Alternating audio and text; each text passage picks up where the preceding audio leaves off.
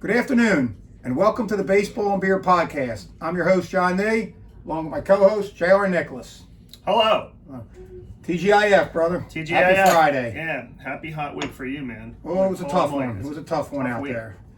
So, so we're through the All-Star game now. The Phils started the so-called second half of the season last night. I'm not sure why they say that. Second half. Yeah, you're 17 games past the 81-game mark. But, okay, second half of the season. What a disappointing loss to the Mets. Yes. Very disappointing. Very disappointing. And you know what? And Nola pitched well until he didn't, but it didn't matter because we didn't score. No, you just said the offense was, Seems to be the on vacation, it looked like, and they didn't do much. And Nola did pitch a good game, 6 innings, 1 run. He went out for the 7th, gave up back-to-back homers, and that was it for the night. But just the same, look, 6 innings, 3 runs. The Phillies got to win them games, dude, right? We got to win them games. Got to win these games. I'm sorry. So made their pitcher look good last night. It's a very, in my eyes, this is a very important homestand, right where the Phillies are at right now. Yes. 9 games. Yeah. We have 8 left now. 64 to go in the season. You got 2 more with the Mets. Then you got the Dodgers and Yankees coming in. So this homestand is not an easy task. No, it's not a cakewalk. It's going to be tough, and it's coming off the heels of a very disappointing 9-game road trip against the Royals, Reds, and Tigers, where we've seen the Phillies only go 5-4. 5-4 was kind of meh. Very disappointing. Yeah. To me, I thought they could gain some ground there. We've closed the gap on the Braves over the last month or so, and it's down to 2.5 games. 2.5. Although Atlanta has 3 games in hand, which that's kind of tough. And we have a game and a half lead in the wild card. So we're still right in the. You're in the thick of things there for the NL East. Just wish we were playing a little better. And it's like I said, we got 64 to go. They're sitting at I think they probably need to win 34 of them would be something go like 34-30. And I'd put them 35-29, maybe 88-89 wins, somewhere right around where we thought they'd be this year, an 87 to 90 win team. So on pace. And that'll put you in the playoffs. And but there is some bad news. Yes. Brad Keller. Before we talk about this, he's out for the year. Unfortunately. And that's further depleted an already weak bullpen. Very, very unhealthy bullpen. We've had a tough time with Alvarado and Banks and Backus. The left-handed side of the bullpen is just not getting the job done. And the right side, Karen's been okay. Our buddy Big Bad John Bolin. Big Bad John. Big Bad John. Great song. Great entrance. Great entrance for him. Big Bad John. Geez, let's just hope he pitches better, because that Big Bad might have a different meaning if he don't pitch a little better. But great song. But other than that, to bridge this gap to Duran, it's Kikurin in the 8th, I guess. Bolin can pitch in the 7th. We don't have much. We don't have a lefty. Alvarado's not getting it done. I guess Seth Johnson's still in the pen, and Lazar, Rangel will be back up in the wake of. Well, he's got to start pitch Sunday. Yeah. Which looks like a doubleheader Sunday. There's some rain in the forecast tomorrow. Yeah, we'll see. I'm after what we talked about before we went on and started. There's a little bit of optimism they can get this game in. Yeah, there's a slight gap in the rain tomorrow. Yeah, Originally, it looked like a 9:30 to a midnight type of storm. Wash. Yeah. Now all of a sudden there seems to be a 2 o'clock to like 7 o'clock gap. So hey, if the Phillies and they're gonna get years, started right on time. We're gonna be down there probably getting some rain on us, and well, hopefully there's no delays. Standing on the concourse. Hopefully they play through it. I'm not sitting through the rain. Yeah, and they go from here. So what do you got? Here we go. We're gonna dabble in the continue the summer beer theme. Some light offerings. This is Sam Adams Light. This is for you. All right. This is my second one. Sam Adams Light. We love our Sam Adams. Apparently, the Scottish for the World Cup drank all the Sam Adams Boston Lager up in Boston. Quite an event, and they love the ranch dressing as well. This is okay. I can't say as far as a light beer, like a light offering. This isn't a favorite of mine. I like it. I don't love it. Pretty much because I'm a snob. I'm drinking a lot of Pilsners. Let me ask you this: be a Coors Light or a Miller Light? Oh, absolutely. Yes. Yes. And one I might want to feature eventually. We had the Troegs PA Lager, but there is a Troegs Light Lager that I'm actually interested. I want to try that eventually. So here, we're gonna start off with some Sam, and as you're talking, and I'll introduce it. now, when we finish our Sam Light, we have the Shoat from Sterling Pig. Gotta give some love to the Sterling Pig, our one of our favorite local breweries in Media. And their beers all over the place in Delaware County and other fine restaurants. The Shoat Pilsner, outstanding. This was some award-winning Shoat's stuff good. when it first came out. So Shoat is a good right one. there. We'll crack that in a minute, and we'll get to maybe a Troegs Pilsner at the end. So here's our beer offerings. Sam Adams Light for you light beer folks that want to drink some, light. This is definitely some good beach beer. Keep the summer keep the summer figure. Theme. Yeah. Summer figure. And yeah, all me and that. my summer figure. That's what I'm all about. The summer figure. Well, you got to get into that Speedo for September. Yeah, so, that ain't happening. You might need to stick to the American lights. Nah. Yeah, we don't need a Speedo either. Nah, ain't happening. But there's your Sam Light. It's all good. Yeah. No, I like it. I don't love it. It's all good. Tastes all right. Cheers. For hot ass weather like this, like really, really roasting weather, I can't drink many IPAs, especially the last few days, man. Holy crap! I don't know how you survived this week, man. It was a tough one out there. Cheers. So anyway, with Banks and Alvarado, supposed to be the Phillies' high leverage relievers. Somebody could come in and get an Olsen, a Soto out in the 8th inning. Yeah, we got problems. We got some problems there. Look, Tim Mace has done a great job, but Mason's good. He had one really shitty outing, and it was a bad time for that to happen on the road trip, I believe. Solid. On one of the games in the road trip. I think it might have been Kansas City. Yeah. I'm just happens. I'm just not sure though if he's the if he's a guy you would try or even rely on in that spot. He seems to do well. He opens up some games for Rangel.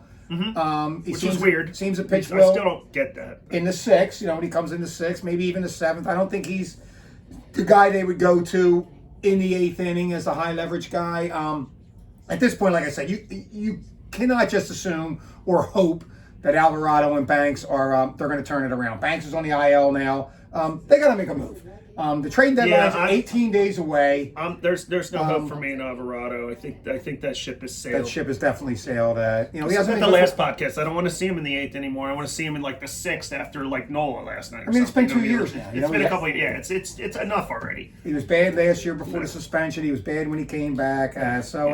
Unfortunately, he throws hard. A lot of bullets in the hard. He threw hard. He throws too many balls. In a post game, the post game with Ricky Bowen. Yeah, them guys. But Salisbury was on there, and he made a really valid point that these bullpen guys walk too many batters. Absolutely. It's like, in our opinion, and a lot of people, it's unacceptable. And that's how about Sanchez in the All-Star game? He walks a couple guys, they both scored. Yep. And that was pretty much the game. And it was a snooze fest after that. That usually seems to happen. You walk guys, you commit an error. The baseball gods do not. Bad things happen. They do not.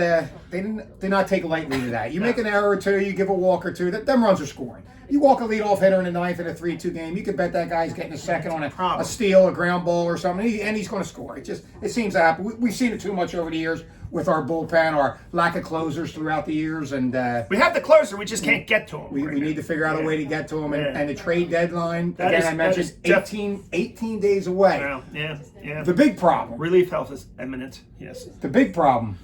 Looking at your standings there's only about 6 teams that are pretty much out of the wild card race. Yeah, not a lot of sellers out there. There may not be I think they talked about too many sellers. Last night. Yeah. And one of them teams who I consider probably out of it, being 10, 11, or 12 games out of the wild card, the Mets, they're not going to help the Phillies out. No, they're not going to help the Phillies out. But last podcast we were talking about Boston possibly being an option for selling They're players. back in it. But they got on a little run, and they're right outside of the wild card race. So Boston's not going to sell. There's not many teams. There's not many teams. 5 or 6 unidentified. The Royals maybe. What about the Giants really stink? Maybe the Giants, Giants Colorado. Where's Cincinnati at now? Cincinnati's in the cellar, but they're really bad. They're like 8 out. Then we lost that series to them. I don't know if Cincinnati would deal only being an 8 back. I mean, there's a lot of games left, and Cincinnati was in the playoffs Cincinnati's like year. 15 back in their division. They're in their division, but on the wild card. The wild card, yes. So on the wild card, where are they at here? They are down only about 8 out. Yeah, they are. 8 out. Yeah, and then you drop down to Cincinnati down. Those teams aren't making the playoffs. So what do we have here? We got the Nationals. We got us, Cubs and us. Marlins and St. Louis. St. Louis is solid. We're going to be seeing St. Louis in August. Surprising right now, 15 Pittsburgh's 47. still relevant. Arizona and then San Diego, 500. then the Nationals. They're all bunched in there, all pretty much the same record, very close. So we can And the identify Nationals. what? 3 and then teams after there that, at the it's bottom. then after that, it's Cincinnati, the Giants, 8. the Mets, but every other shitty team in the league. So Look, yeah, so you got San Fran, the Mets, and Colorado. They're 10, 11, and 13 out. They're done. They're probably sellers. You switch down to the American League here, and you get all the way down here to look. Baltimore, we identified them as a team we thought we could get. They're only 2 out. Scooble's getting Detroit, traded. 3.5 out. Scooble's got to go.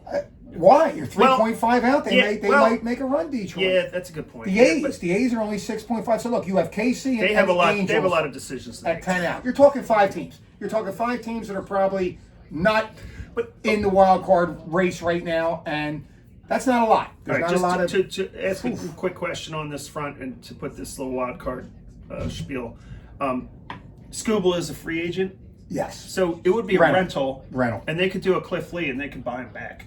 You could try. But you could try. But is Detroit going to be able to have the money to do that, or are they just going to try to get to the playoffs with him and keep him and then lose him like Ohtani with the Angels? I mean, it's not apples to oranges on you know what I mean? So a big thing I think we'll do before our next. There's a lot to talk about there. As we get closer to the trade deadline, our next podcast, maybe within a week of the deadline, sure, we'll do our homework and we'll start looking some of these guys up, because there's things you also got to take into account here with a guy like Scooble. Is he a Scott Boras agent?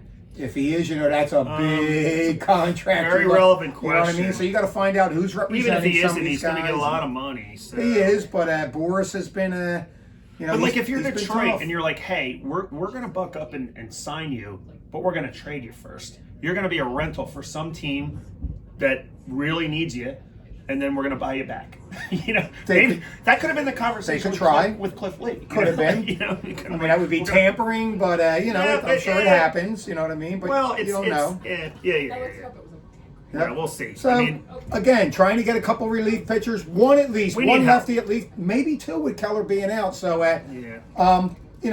we were talking earlier in the year that the Phils probably also needed a right-handed bat.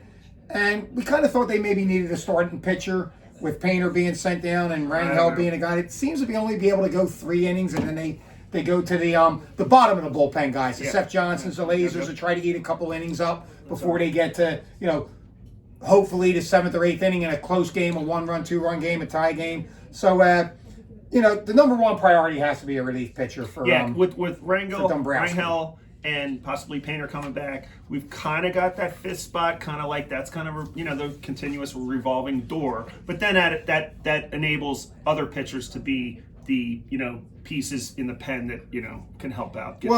Fortunately for the Phillies, you won't have Rangel in the bullpen in the playoffs. You won't have Rangel pitching. We'll be using them guys anyway. We just gotta get there, man. He won't be pitching in the playoffs. We know that. He's a number 5 starter, so hopefully he's sufficient enough. These guys are going to make 13 starts each. Maybe not a Rangel. They might skip him here and there, and that would give Wheeler an extra start to Sanchez. So you're talking somewhere like Nola's going to make another 13 starts. He's been pretty decent his last 3 starts. So I'm kind of okay with Nola still being in the 4th spot.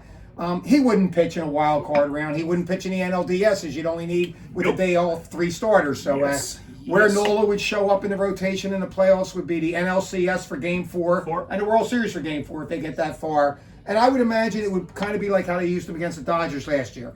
One time through the lineup, 3rd, maybe gets into the 4th inning, and then you're going to the bullpen again. Then you get Mesa. Guys like that. And whatever.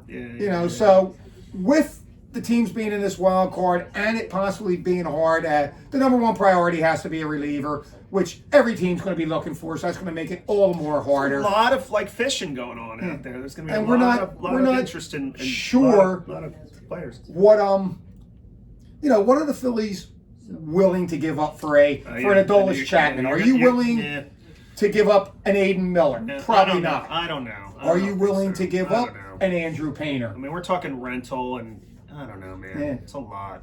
It's a lot, man. If you're going for a top-notch reliever, it would have to be somebody, for me, if you're going to give up like an Aiden Miller, an Andrew Painter, even like a Dante Nuri type, say, it would have to be someone who's signed for at least next year, maybe the following year, and I'd feel a little better with that. If I'm just looking for a rental, then I have to go to the Escobars, the Renterias, guys that may not be that sexy to other teams. The Phillies have a history of building up their top 10 prospects as they always seem to be can't miss and 9 out of 10 miss. So, we don't know what other teams are thinking with the Phillies. Yeah. So with that being said, their scouts are out there. What do we have internally? So Alex McFarlane down in Double-A, 12 saves this year, ERA like 129. 34 innings. Great, but it's Double-A. Being promoted. He is being promoted to Triple-A. Good. Well, let's keep him. He could be someone. He could be a trade piece, or he's a right-handed reliever. He could be a guy that they decide, you know what, we're going to call him up late August, September if needed. Gage Wood down in Double-A right now, starting pitcher, number 2 prospect. He's a guy that possibly you could bring up now. He's only averaging about 3 innings per start down in Double-A. They're bringing him along slowly. So Gage Wood's a guy. He throws hard. That's a guy you could see possibly come up and help the bullpen come September in the playoffs. Yeah. So you have a couple in-house options. We don't know if they pan out or not. Maybe they do. Yeah. I kind of want to keep that guy. Yeah, I don't want to lose Wood. On the offensive side of it, Brian De La Cruz is having a pretty good year. Down in Triple-A, 14 homers, got the average up to around 260. He's just been put up. They let Gene Cabrera, they DFA'd him. They moved De La Cruz, who had an opt-out in July. They moved him onto the 40-man roster. And then they signed Tommy Pham. He's got a handful of games down in Double-A or Triple-A right now. Yep. I don't believe he's playing real well yet, but he's a veteran. So maybe one of them guys could be a right-handed bat that could come up here at the expense of Stubbs or Marchand. Obviously, we don't need 3 catchers. No, we do not. So I could see Hill's playing well. And there could be a scenario where we see that. We could see a scenario where Tommy Pham or De La Cruz come up, right-handed bat, Hill a right-handed bat. I could see a lefty on the mound. You got De La Cruz or Pham in left. You got Hill in center that night, Marsh in right. And then the next night you got the righty, and you have a Rincones Jr. playing, and you have Crawford back in the lineup with Marsh. So that's something they could, De La Cruz has he's been in the MLB. He hit 19 homers for the Marlins one year, so he's got some pop. Tommy Pham's a veteran, so I look for one of them guys to be promoted. Probably sometime in August, if they don't pull a move off at the deadline. I don't think they can because they have to go for a reliever. What we have to offer and what we might trade away is going to be for pitching. For a reliever. Yes, or two. A reliever or two. Yes. And if you were to score like remember we're talking like Michael Wacha or something, then that makes Rangel a bullpen piece or something. But whatever. Knock on wood. I mean, the Phillies have been fairly healthy this year. Aside from Wheeler missing a handful of starts to start the season, and now Keller going down. Starting pitching's been pretty healthy. Stinks. And it does. So, I mean, for me, we need a left-handed reliever. I'm going hard for that at the trade deadline. And I'm probably looking for a number 4 type pitcher, 4 or 5 type pitcher, just to have the depth in the event a Luzardo or a Nola go down. Because we have nothing other than Rangel down in the minors. They have nothing. Point. So it's going to be Lazar, Seth Johnson, and stuff. That's not. Look, Rangel. He looks like he's going to be the number 5 starter most likely if they don't acquire something. Right. And again, it's going to be hard. Everybody's looking. He's the type of guy that's going to give you 3 or 4 innings, and then they're going to that bullpen. You're going to see the Tim Mesa in the 5th. You're going to see Lazar in the 6th, and hopefully he can keep them in games like he has been. So they should be okay to get to the playoffs. I do think they have, 34-30 is as close to 500 balls as you can get, and we know this team is better than that. So they got to get the offense going. Last night was kind of boring. Sure. Kind of boring. They were striking out and stuff. We got that here in our notes. We've talked about, the offense is going to have to produce. For me in the playoffs, it's going to have to be from 1 to 6. Turner, Schwarber, Harper, Marsh, Baum, and Stott. Them guys are going to have to show up in the playoffs this year. Your top 6 guys. Anything you get 7 from 9 offensively from Real Muto's looking every bit of his age offensively. Anything you can get from him, Crawford or Hill or Rincones or Pham or De La Cruz in there. The mix at the bottom. If them guys can go 1 for 4 each playoff game, that'd be fantastic. That's just a plus one. You need the top 6. And let's be honest here. We know how this offense is built. It's built for Turner to get on to start the game. Maybe Schwarber or Harper launch a homer, and then maybe around the 3rd inning someone's on again, or walk or something, another hit, and a 3-run homer, and all of a sudden they're up 5-0 in the 3rd, and then it seems to shut down.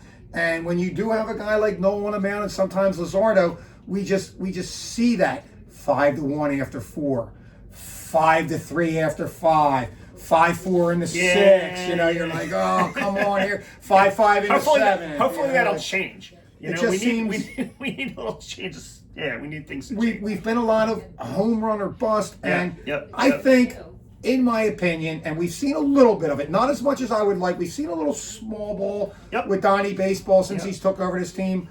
I believe that went away for a little while, though. I They felt had like it, went there was a little away, bit of a and- pause. They weren't stealing as much, and it seemed like it was, you know, and then it kind of stopped. Yeah, I believe you know. I believe Mattingly. Let him run. He Let would, him run. He would be smart enough, I believe, to see a game in the playoffs where, all right, we're 6-7 innings in, we got to run here. We need to produce a run. we need to you know, we got to lead. manufacture. We got to lead off Yeah. single here from Crawford, say in the 7th, Let of a him run. 1-1 game. He's going to run him. You know what I mean? Or at the least maybe bunt him over. So I think I'm okay with that. I think the offense will be okay. And, you know, Duran closing obviously is okay. I'm okay with Kakarin in the 8th. Big bad John Bolin in the Big bad 7th. John. Like we said, we need that left-handed. We need a left-handed reliever. We need that left-handed reliever. So, you know, we've talked about this multiple podcasts. We have we have an aging core here. Yes, we do. There's an impending lockout next year for 2027. We shall see. I mean, the time is now. The time is now for. Yeah.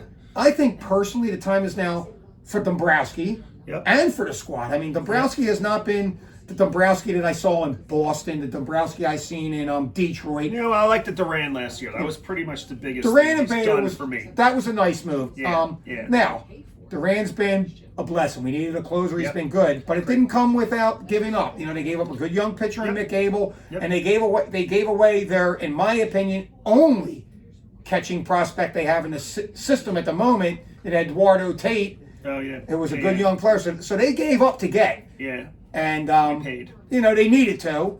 So you know, I need Dombrowski to work some magic this year and get us that reliever. I personally would get two. I personally would go for because we know Kakarin has had his ups and downs. Yeah. I personally would try to go out and get a left-handed and right-handed high leverage. It's going to be hard as hell to get one, if not both. But I sure as hell try. Yeah. And at this point, Yes. this is just for me. Gage Wood's probably the only untouchable. And the only reason is I agree. with the uncertainty of Wheeler and a lockout next year. Wheeler saying he was only going to play his contract out. So we need a replacement for him, and Gage Wood's probably the heir apparent to that. So for me, Aiden Miller, Painter, Dante Nuri, anybody else in that system, to me, are expendable for the right piece to come in and try to get to the World Series and win this thing this year. Because this team ain't getting any younger. Not getting any younger. And we got to. You know, do you have anything else you want to feature real quick? We're before gonna we wrap up do the here? Troegs. I'll rip this. You know, you can take that down, and we'll. Got a couple other glasses here. This is, Pour 'em out. yeah, okay. This Shoat's really, really good. I'm really enjoying it. Hadn't had it in a while. Thank you. That was Johnny's purchase, by the way. Yeah, I grabbed myself a 12-pack last Yes, night of it. can't go wrong with drink local, people. Absolutely. Drink local. Always good to Happy anniversary to Hidden River in Douglasville. 11th anniversary. They are featuring some outstanding see. beers. Nice. And 11 years in. yeah, God bless you. I think I featured a can. Maybe not. No, I think I just talked about it.